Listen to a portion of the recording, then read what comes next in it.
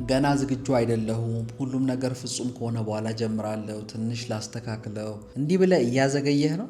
ችግርህ የችሎታ እጥረት አይደለም፣ ፐርፌክሽኒዝም ሊሆን ይችላል።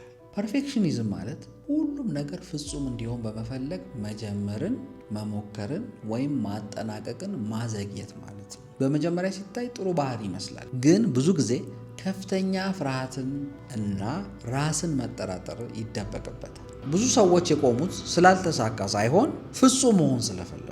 የፐርፌክሽኒዝም ምልክቶች ምን ናቸው? አንደኛ፣ መጀመርን ታዘገያለህ፣ ጊዜው ሲደርስ እያልክ እድሎችን ታሳልፋለህ። ሁለተኛ፣ ትንሽ ስህተት ሲኖር ተስፋ ትቆርጣለህ፣ ስህተትን እንደ መማሪያ ሳይሆን እንደ ውድቀት ታያለህ። ሶስተኛ፣ ስራህን ለመጨረስ ይከብድሃል፣ ሁልጊዜ ትንሽ ብቻ ነው የቀረኝ ትላለህ።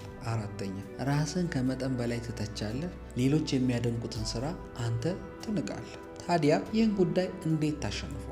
መፍትሄው አንደኛ፣ ፍጹም ሳይሆን ጥሩ ደረጃ የሚለውን ምረጥ። ጥሩ ደረጃ ላይ ያለ ስራ ሁልጊዜ ከማይጠናቀቅ ፍጹም ሀሳብ ይሻላል። ሁለተኛ፣ ስህተትን እንደ ትምህርት ተቀበል።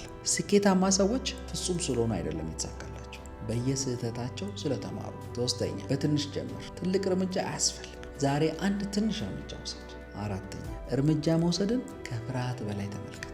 ትክክለኛው ጊዜ አይመጣም፣ የምትጀምርበት ጊዜ ሁል ጊዜ ትክክለኛው ጊዜ። ፍጹምነት የእድገት ጠላት ነው። በመጀመሪያ ጥሩ አትሆንም፣ ነገር ግን ከጀመርክ በኋላ እየተሻሻልክ ትሄዳለህ። ስኬት የሚመጣው ፍጹም ለሆኑ ሰዎች አይደለም፣ በድፍረት ለሚጀምሩ ሰዎች።